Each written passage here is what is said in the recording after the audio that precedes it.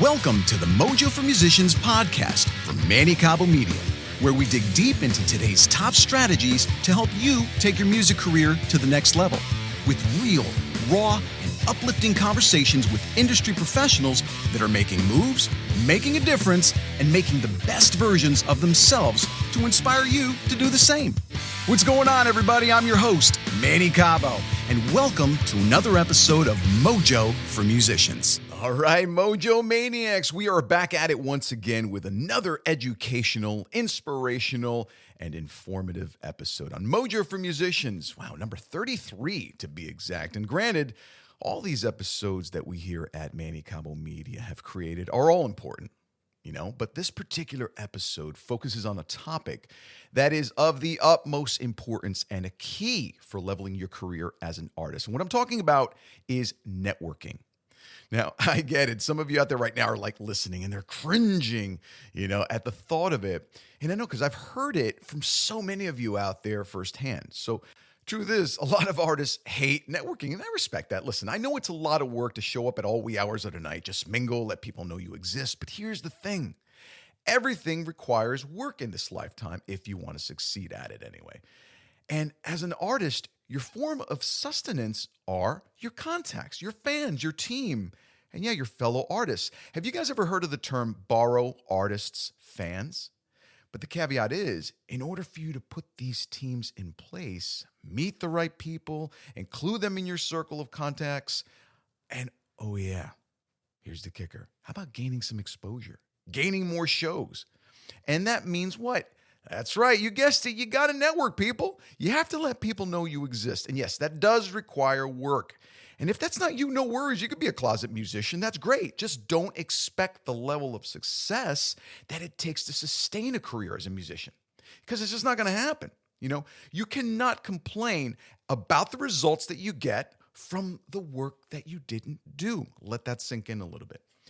And nowadays, there's truly no excuse, because there's a plethora of ways for you to network.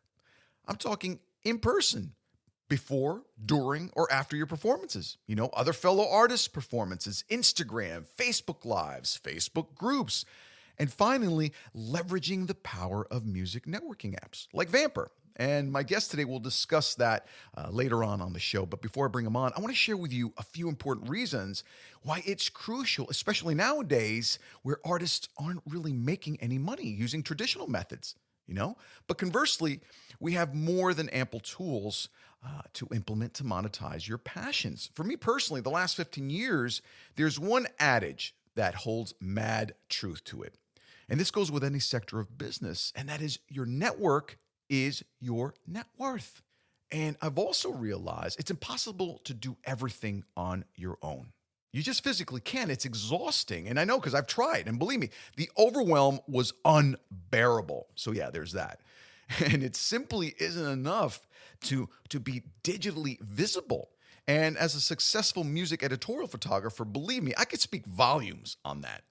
So here are the new facts that I want to share with all of you, so you guys understand where I'm going with this. The first thing you have to realize is this. Everyone in this industry that make up these teams for different artists, we're all interconnected to one another.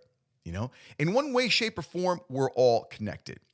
In other words, it's a huge, tiny industry where everyone knows each other. And this is a concept that I truly embraced and witnessed it firsthand while I was living in Nashville, because everyone knew everybody. So it was incredible. And knowing the right people can be the difference between you getting the next opportunity or not. Every single successful band or solo artist strictly relies and are dependent upon the collaborative efforts of these people that essentially make up their teams. From bloggers to booking agents, PR agents, touring managers, whatever, you name it. So what does this mean for your success, right? It's not just dictated by the quality of your music. It's how you manage to sustain these relationships and how you've acquired them in the first place. And moreover, how you reciprocate the value. Let me repeat that. How you reciprocate the value that they provide for you. For me, every relationship is hugely important.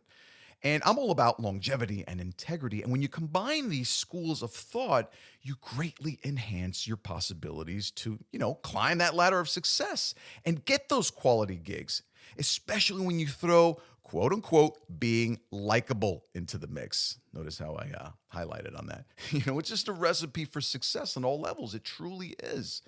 Secondly, there's a false notion that many artists endorse with respect to networking. So they refrain from it. This doesn't make any sense to me, but they do. They refrain from it because they believe it's a way of exploiting other people's talents for their personal gain. This is the stupidest ideology and the worst excuse I've ever heard because, if you're deliberately trying to use someone and play on their skills to leverage your career, then that's a pretty unprofessional approach. And your career will be short-lived anyway. Trust me, guys, because word spreads fast.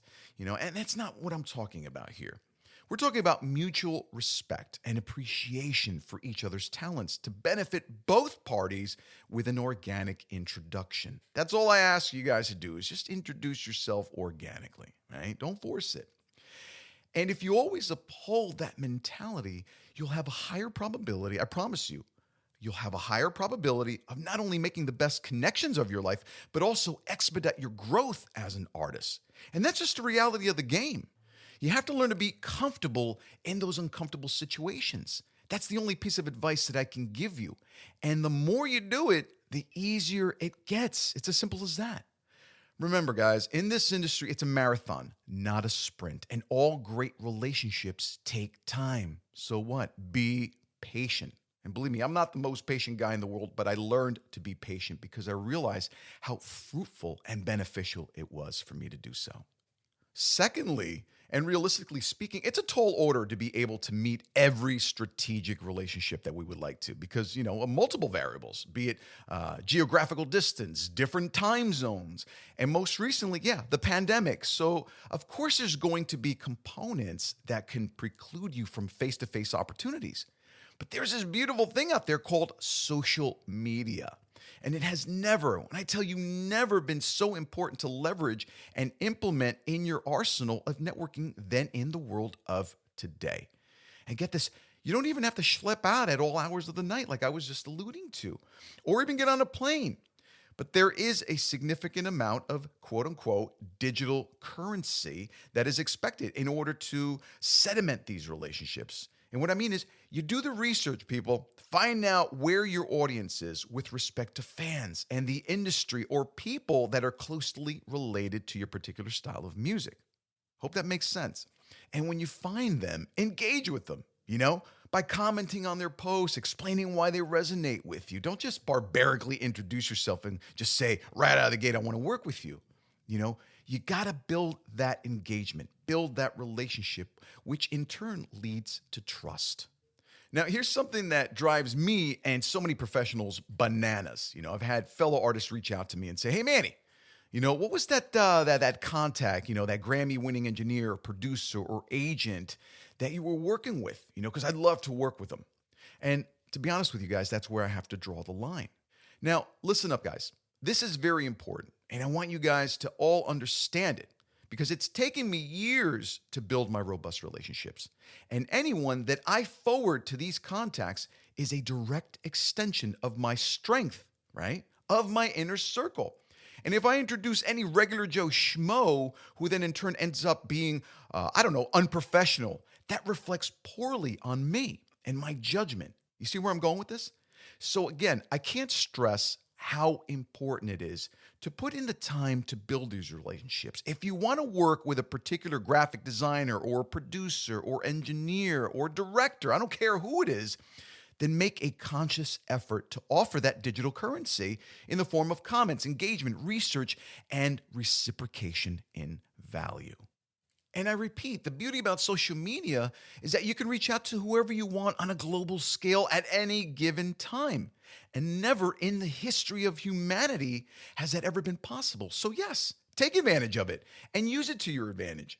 But again, the caveat is do it responsibly and do it professionally. Earn that trust, remove all that self-entitlement nonsense mentality that we all have at times And soon enough, you'll start building that consummate team that will take your brand to the next level. Lastly, the one thing I want to remind you guys is this. And incidentally, I learned this from one of my favorite books by Miguel Ruiz called The 4 Agreements. And if you've never heard of that book, trust me, go out and buy it today. It'll change your life. Which is, don't take anything personal. And you're like, okay, but what do I mean by this? There's going to be moments, right, when you reach out to someone and they won't get back to you, not in a day, not in a week, not in a month, perhaps not even a few months. But that doesn't mean that they're ignoring you. Again, the ego gets in the way, right? Perhaps they're bombarded with direct messages or commission jobs. So the point I'm trying to make is always remember to follow up. And not with any type of, belligerent tone. Remember, keep it professional. Don't give me that, oh man, I've been reached out to 1 million times, you haven't got back to me. No, ixnay that immediately. Because I've seen artists make this stupid mistake over and over again. They let their ego get in the way and their pride gets hurt because someone didn't reach back out to them, and you say the wrong things, which can literally cost you dearly. Perhaps the connection of your life. And I'm not exaggerating, people. You never know who's going to be that one person that could have given you that shot. You see where I'm going with this? Quite simply, guys, if you haven't heard from someone, just reach back out to them and remind them that you do exist, right? That you're a passionate artist and appreciate the work that they've created and with whom and how they resonate with you. That's how you make great relationships. Now, I want to share with you a quick example of what I'm talking about with respect to me and some of those individuals that I appreciate and perhaps would love to work with at some point. Now, this one particular individual, he's not even a musician at all. He's a life coach, an author, a bodybuilder, but this is what I want you all to walk away with. He was born with a rare condition called hand-heart syndrome that left him legless and missing an arm. And there's only, I think, 12 people ever diagnosed with this condition. And yet, he wakes up every single day, celebrates every single day, not feeling sorry for himself, became an international success with all of his positivity and perseverance, and crushes it every single day. And some of you may know him, some of them not. But his name is Nick Santanastasso. And if you've never heard of him, guys, look him up. Because I know when I'm feeling down, skeptic, overwhelmed, or even lazy, I go to his Instagram feed, just watch a few random videos, and in minutes, I'm perfectly aligned once again. And a few weeks back, I actually wrote on his thread and let him know. And this is what I said. Hey, Nick, love you, man. Started listening to you a few months ago, and I came across your profile serendipitously. And I am beyond grateful for it. As an entertainment guy, it's been a very difficult year, losing my dad and losing 25 years of my livelihood in less than a year. So needless to say, it's been rough, but thanks to you, I'm still here persevering, so I appreciate you and all of your words. You see what I mean, guys? Very simple, heartfelt, and truthful words. I didn't even ask him for anything. Quite frankly, I didn't even expect him to respond, but let's face it, he's a public figure and very much in demand, making a living for himself. So I get it. But I've heard he's very great with his supporters. So why not, right? Why not reach out to him? This is what I'm trying to instill in you guys. And I can't tell you, it was probably not even an hour later, my notification goes off. And there in plain sight is the response by Mr. Nick Santanastasso, who replies, "Thank you, Manny, for sharing your story. Take a look at how far you've come today. I'm so sorry about your father. Keep crushing it, my guy, and always keep looking up. The mind is one of the most powerful tools we have." So there you have it. That's what networking is all about, guys. And I hope this helps you guys understand the severity and how important networking is, because it has surely done wonders for me throughout my career.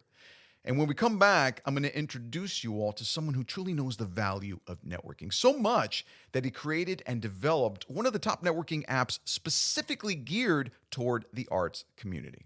So get your smartphones ready, because you're going to want to download this app when we return. We'll be right back. You're listening to the Mojo for Musicians podcast. To learn more about becoming a guest on the show to share your mojo with us, visit mannycabo.com and send us an email in the contact section.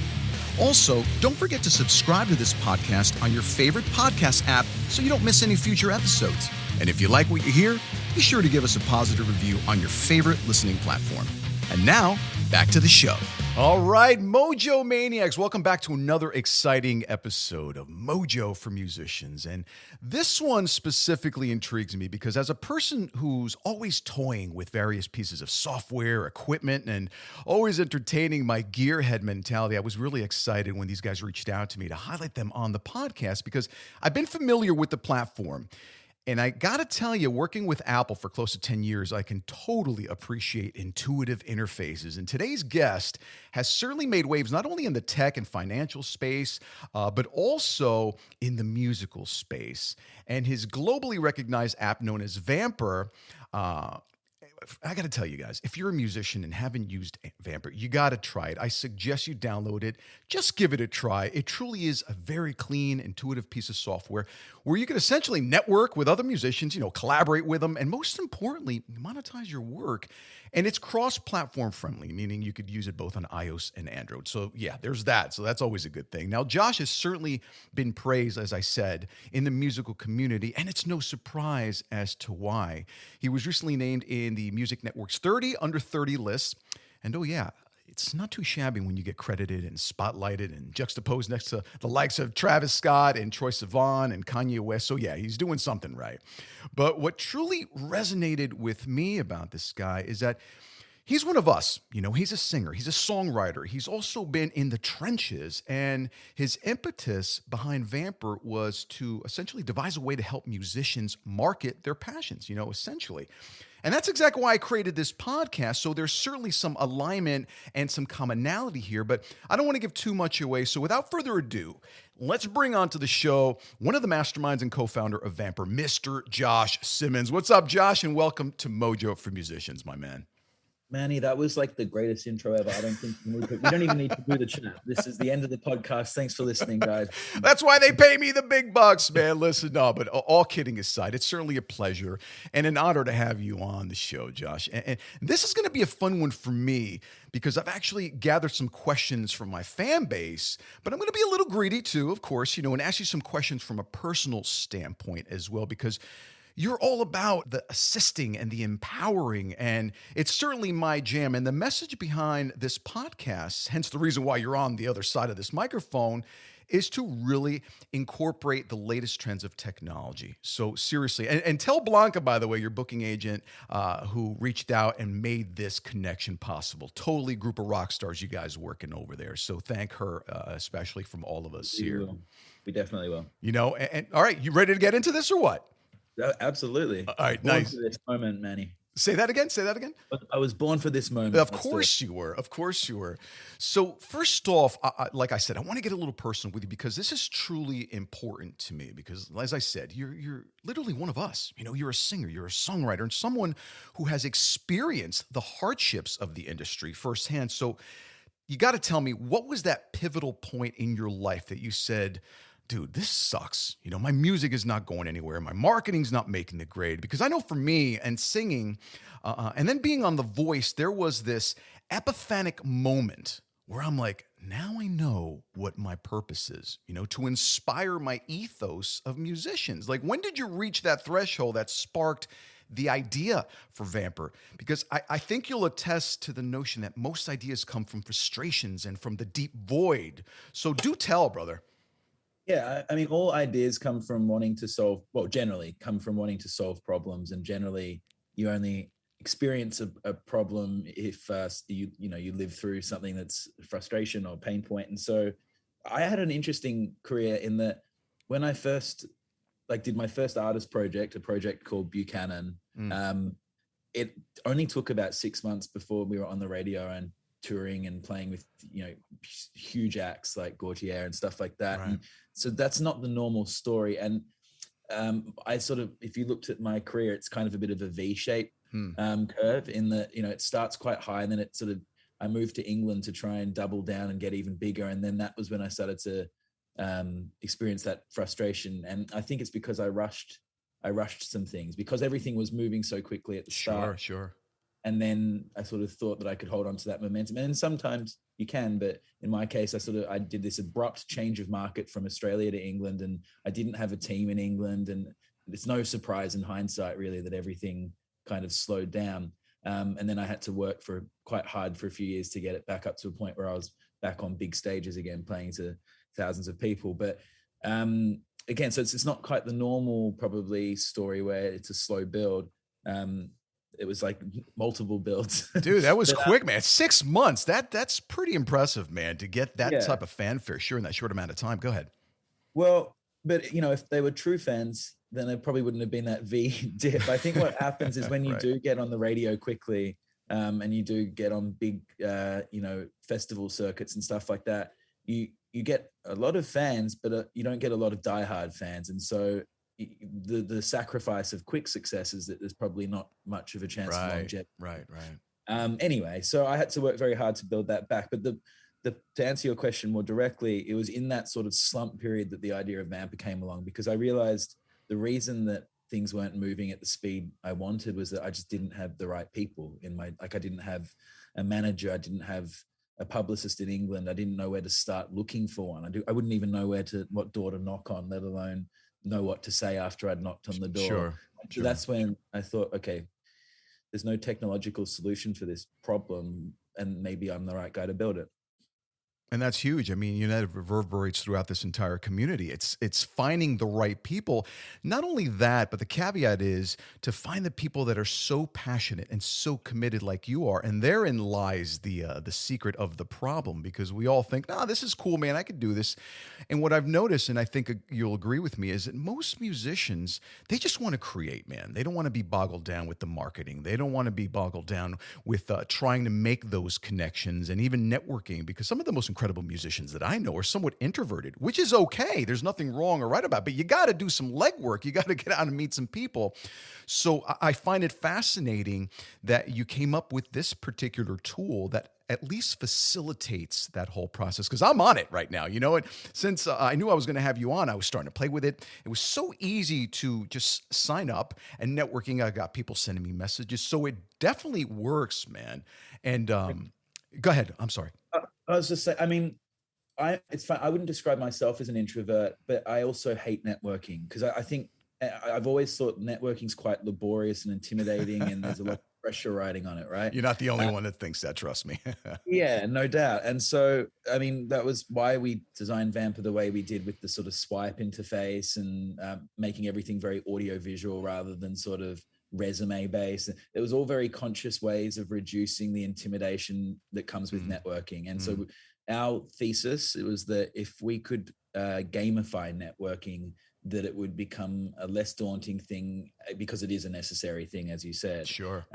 And that's what we're seeing. And I think that's why, to date, over 7 million connections have been brokered on VAMPR, because it is really, it's not a gimmick when we say it's as easy as a swipe of a thumb. It is actually that simple. No, it truly is. And like I said, I mentioned it early on while I was introducing you, working at Apple, everything just makes sense on the platform. So my whole brain, the way my brain works now is everything just has to make sense, the drop and drag, just to click a link, and everything just works seamlessly.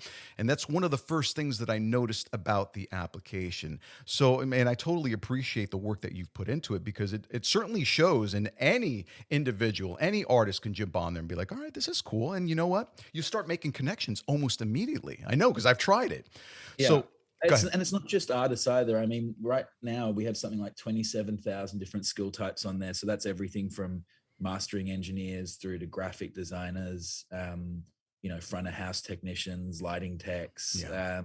And so that's the kind of network that you're tapping into when you're on VAMPR. No, I'm glad you mentioned that, because I was going to segue into that, but it's true. It's not just for musicians. And that's something that I truly love, because aside from being the artist and creating and, finding just places to play, you got to develop your sound. So engineering is great. Your marketing peripherals, you need a graphic designer. So it's like a one size fits all for everyone seeking to at least consummate their their career on different levels, to help them at least catapult them into a competitive space where they have all these elements in place, and that's really refreshing for somebody like me, because I know it's a pain in the ass having to create, aside from the songwriting, and then linking people to your network. So yeah, absolutely. I couldn't agree with you more. And I'm glad you took that leap of faith and said, I need to design something. And believe me, I'm appreciative. And I'm sure I'm not the only one who says that.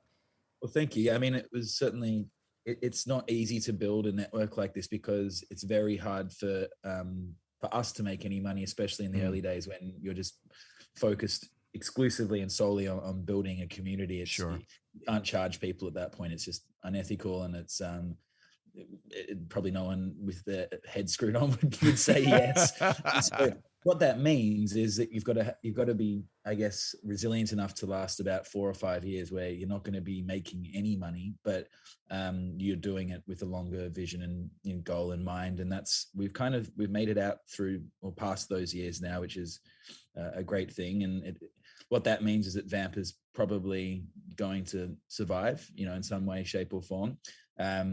But yeah, the hard years are sort of in the rearview mirror. But yeah, it's been a crazy ride, I have to say, but a rewarding one. The thing is, and the truth of the matter is that, everything in the entertainment space, it's always a marathon and not a sprint. And obviously, you've experienced that. And I hate to say it, but everyone in this industry, they want to be famous, but they don't want to do the work. And that goes with every aspect of this industry. You got to cultivate your craft. You got to cultivate your connections. You got to make sure you have a robust brand that people can understand. Your message has to be clear. So well, to that point, I will say, and we actually spend a bit of time talking to our users and coaching them through this, but it's quite common to see someone new come to VAMPR and, like you said, expect to become famous, sometimes even get angry at us when they don't find a celebrity on there who wants to talk to them, for example. That happens frequently. And what we try and encourage is this idea of horizontal networking, which is, a rising tide lifts all boats. And, if you focus more on the people on your level and around you, when one of you, inevitably succeeds, because it's a numbers game. Sure. When one of you succeeds, if you've been nice to them and paid your dues and put in the hard work, that's probably going to be the payoff moment. And yeah, does it mean it's going to be a longer grind? Absolutely. But if you expected it to be an overnight thing, you're probably in the wrong industry. Yeah, So, no, I know you're in the wrong industry. We kid around that all the time. If you're in this to make money and be famous and collect accolade after accolade, I suggest you do something else, because that's just investment banking or something. Yeah, there you go. There you go. Definitely not my second choice, but I know exactly where you're coming from. So let me segue into question number 2. Which has to do with the advent, or should I say the surge of technology. I mean, the world, specifically musicians, we're run by or categorized by algorithms, and now the introduction of NFTs and cryptocurrency and blockchain, and the list of nomenclature is just getting overwhelming, especially for the musicians space, because like I said, we just want to create. And I know you know where I'm coming from. So let's address the elephant in the room. Like, most musicians, as I said before, are terrible marketers, and they focus on their craft. And we discussed this ad nauseum throughout, plenty of my episodes, that we really need to identify and harness certain tools. Like, if you're going to make it in this industry, right, you really have to be a consummate business person, because you have to treat this like a business, So my question to you is, for VAMPR anyway, what tools should artists truly be focusing on right now? You can't say VAMPR, though. Yeah, that's fine. I'll answer it through the lens of how we designed the VAMPR profile page. Okay. So when I was, a full-time musician, I also hated the marketing and wanted to deny almost that this was a business, even though in my heart of hearts I knew that I was running a business, because every artist is a business. And nevertheless, all these tools would come out, whether it was Reverb Nation and SoundCloud, and because I came up through that, those times when I was starting. And every time one of these bloody platforms came out, the idea, and I had to set up a new profile page and upload stuff again and do the metadata again, it killed me. So when we were making VAMPR, we said, well, let's look at the main, because now the platforms are fairly well established, at least the big ones. Sure. Let's allow people to pull in content from all their main socials like your YouTubes, Vimeos, SoundClouds, Facebooks, etc., Twitter, Instagram, and so on. And we did that for a couple of reasons. Number one, we had no interest in being the hoster of content. We're not going into that business. So we didn't really want to deal with the copyright stuff. But number two, we thought, let's think about this as an artist. Would I like to sign up to a platform these days where I could skip all of that painful upload stuff and just point to where all my stuff already lives? And on top of that, I can get my counts counted on both VAMPR and on YouTube or SoundCloud. And so we always sort of I was trying to sort of illustrate how we always make decisions through what would I have done when I was, or what would have I appreciated when I was an artist? And that's sort of how we made those decisions. Now, which platforms are essential and which ones did we deem essential? I would always say to any person starting off, go where the people are. So, that means today TikTok, it means YouTube. Right.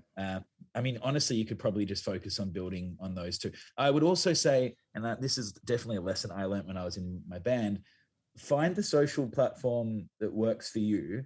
And you don't need to put in a lot of effort to determine what that one is.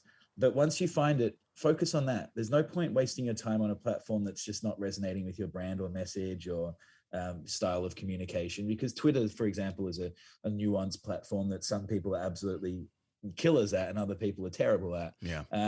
And so find what works for you and find where you're comfortable and double down on that. That would be my advice. 100%. I agree with you. Some people, I believe that being omnipresent is certainly overrated, because you could be everywhere and not get anything done, and doubling.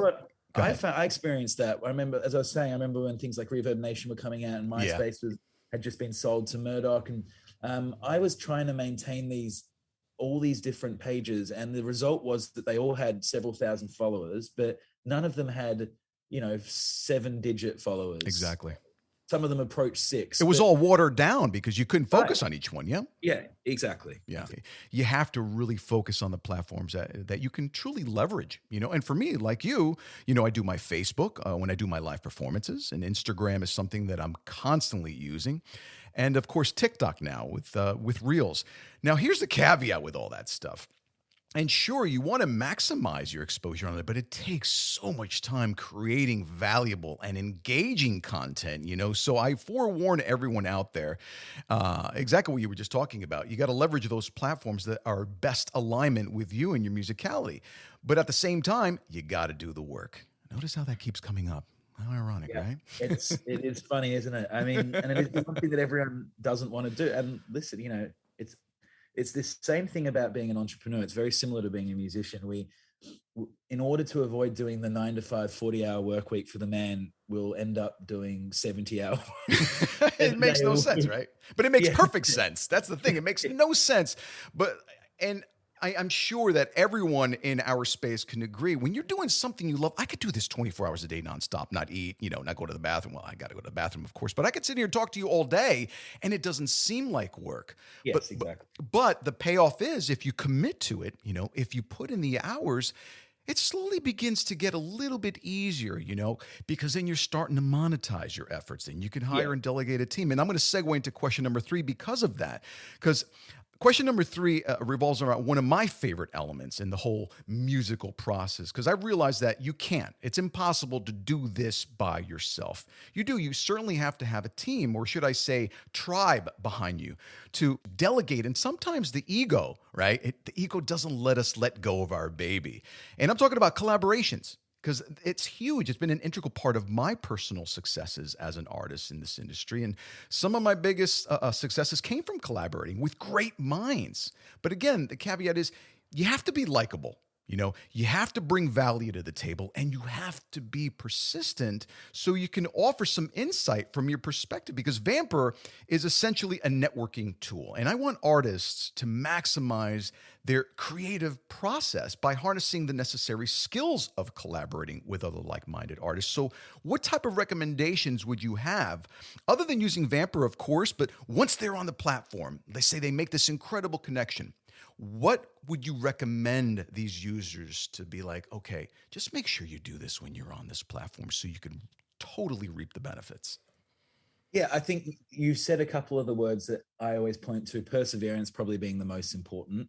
It's interesting. You said perseverance, value, and likability. And I think if you have all three of those, that is the holy trinity. But I think you can actually make it, so to speak, with just two of them. Because I'm thinking of some of when I'm in a room with like really famous people, which happens from time to time when I'm writing, and not all of them are likable at all. But they're bringing value, and they're persistent because they've made it, right? They've been in it long enough to have made it. So but sure, you can get away with just doing two of them. But it does help to be likable as well, especially when you're starting out, because the truth is that when you're on the way up, if you're an arsehole and you annoy enough people in your team, you can very literally be, I guess, fall victim to a mass exodus of people going, I don't really have, Sure. I mean, that worked 25, 30 years ago with the likes of Guns N' Roses and the divas in the business, but that just doesn't fly anymore. I mean, there's so much competition out there. It doesn't fly. And also the world has changed it since then as well. I mean, there is, people do expect to be treated with respect. Sure. And it's not hard to be nice. Now, the challenging part is when you do have a very clear vision, sometimes the drive and passion can be mistaken for, he's nasty when really, or he or she, but really they're just very driven. And so I think part of it is also just growing up and learning how to be human, right? This experience we call life is complicated, and communication is not simple. That's why there's psychologists and absolutely. But you know what? It's interesting that you say that, because early on in my career, I had a lot of people thinking, well, Manny's full of ego. And it was totally not the case. I was just very clear. Ego. Exactly. I was clear with my vision. And here's the thing. Here's the kicker. I'm all about collectivity. I was trying to instill the idea that, listen, guys, if I succeed, we all succeed. I'm working really hard to brand myself so we can all benefit from this. But it's not like, I went through the same thing, and I did have a sort of a mass exodus event once when I love that, mass exodus. How dramatic. But it's so true.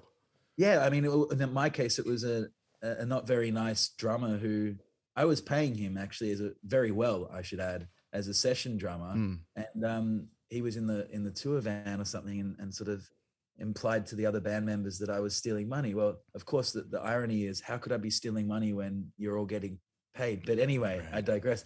And it's just, the point of the story is it takes one person to sink a ship sometimes. And, of course, when you actually confront it and you pull everyone back together and you go, what the hell was that all about, guys? And you have to ask the question. Then things like confidence and ego come out. And very similar to your story, I was like, guys, if you help me succeed, we all succeed. And look at the opportunities that we've already given you. Look at the stages you've played on. Look at your bank account. Right.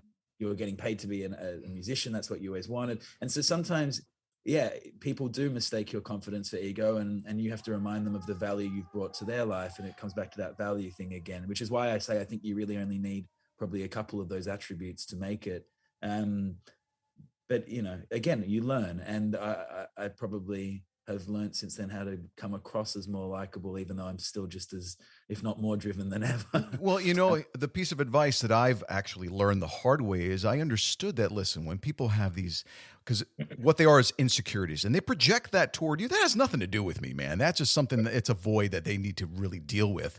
And that's somebody that you don't want on your team anyway, because if they're in a constant and perpetual battle with you because of that, there's something going on there that has nothing to do with your ego. It's just That's a correct. void. And actually, to just bring my story full circle, that drummer that I talked about ended up calling me up about a year ago saying, because he'd started his own artist project in the time since, and he said, I just want to let you know, I now realize how hard it is, and I think what you did was bloody amazing. And it was nice to get the call. I still wouldn't have him back on the team.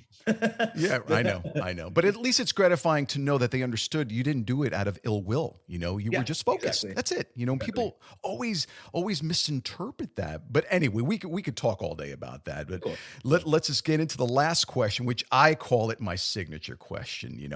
And I think I already know the answer to this, but what's your mojo behind it all, man? Like, why do you continue to do what you do? I'm sure it's lucrative, yes, now after so many years, and you're meeting incredible individuals, as you cited before. And it's got to be one of the underlying reasons. But why do you wake up every single day, look in the mirror, and say, Josh, I want to keep doing this. I'm loving my VAMPR, but I want to build off of that. Like, give me your side of your drive.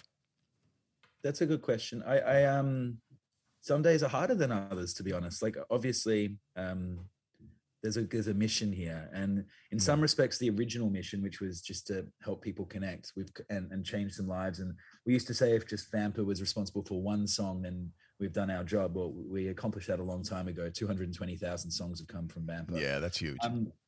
So we've kind of accomplished that. So I kind of had to change, I guess, change my goals and change my change the thing that, or re-identify what was now driving me. And some of it was, financial success. I have something to prove. I really want to prove to my shareholders that I can get them a return on their investment, for example. That's as much a pride thing as a financial outcome thing. Of course. And so that's an interesting one, and it's a very different kind of motivating force. But ultimately, I want to stay involved in this world of music because it's just the thing that it's who you are, man. It's who you are. And there's, believe me, as I was saying, like there's days where I wake up, I go, God, this bloody music industry. But like you said, I do get to meet incredible people like yourself, and I am fortunate now that I don't just get to meet incredible people in the world of music, but I also get to meet people in the world of tech and finance and stuff like that. And it is a hell of a roller coaster, and it's certainly not for everyone. I wouldn't recommend this job. No, I'm sure that's an understatement, especially now in the world that we have. Like, we are just getting bombarded with new forms of technology. And it certainly is advantageous for you in that space now, because, it's not like you're just being thrown into the wolves. You're understanding it. You've developed a part of it. You'll start bearing the fruits of success, if you will. You'd like to think so. I mean, I in so many ways I already have. I mean, I say to my wife a lot that I feel like I've done everything I ever wanted to do. And so now everything else is just a gift. I love it, man. Well, listen, Josh, I can't thank you enough for being on the show. But before you go, is there anything that you'd like to plug, that you'd like to let us know, like what you're working on, future plans, et cetera? And above all, how can people find you if they want to continue this conversation? I don't know, in the back channels, if you will. Yeah. So, I mean, you can download the app VAMPR from VAMPR.me, and it's a mobile platform, but there'll be links to the app from the website. The other cool thing that we didn't really touch on, but it's always worth plugging and just pointing out, is that VAMPR's kind of like Wikipedia, but a little bit different in a distinction, is funded by its users. So every year we do campaign. It was called equity crowdfunding. It's a little bit different than, say, Kickstarter or donating to Wikipedia, because when you do that, you don't actually own any part of the business. When you contribute to VAMPR, you're actually buying stock in the company. And so you participate in our upside if, one day, if there is an upside, which we're planning on there being. And so we do that on an annual basis. And those drives have been very successful. We're probably one of the highest raising startups who use that form of fundraising in North America. And so when we do that, we have to disclose a lot of information. We voluntarily undergo audits and all that kind of stuff. But you can read about all of that at wefunder.com/VAMPR. And that's, we're closing the current drive on March 31st. So if you have an interest in, having a small stake in the company, you can participate for. You know what? I was reading that. I was on the app. I'm like, look at this. I could actually, get a little chunk of VAMPR. Yeah, that's right. And like what we actually blown away with is how many people who come in on, say, the first time we did it was 2019. And then there's some people who have come in every single year since. And it's just like, I guess for them, it's quite a rewarding thing to watch their portfolio grow over time and watch the value of the share price move upwards, because it's only ever gone up. So that's something that I always like to mention, because, those of you who have the means, and it's the barrier to entry isn't very high. Appreciate it is for some, but it's not out of this world crazy. So check that out. That's wefunder.com/VAMPR. Absolutely, man. You two really are a rock star, man. I appreciate you. I'm sure my fans are going to appreciate you. And once again, thanks for being on the show, man. We got to do this again, We'll catch up again soon, Manny. Thank you. All right, brother. Have an amazing day, man. Be well. You too. Thanks.